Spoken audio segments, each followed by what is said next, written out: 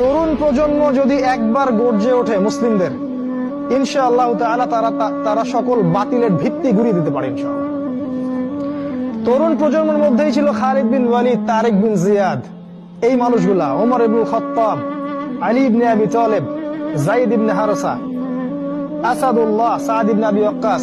এই যে সাহাবায়ে কেরামদের নাম আপনারা জানেন, তরুণ সাহাবী ছিলেন যখন তারা ইসলামের পক্ষে দাঁড়িয়েছিলেন। একাই ওমর সে সারা মক্কাকে পরিবর্তন করে ফেললো।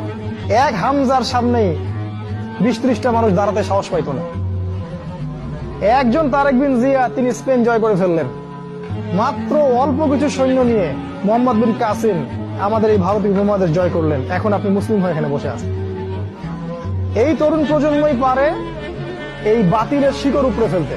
এই জন্য মাসিহুদ দাজ্জাল এবং তার অনুসারীরা খুব ভালো করেই জানে যে মুসলিম তরুণ প্রজন্মকে যদি আমরা আটকাতে না পারি, তাহলে আমাদের ভবিষ্যৎ খারাপ আছে।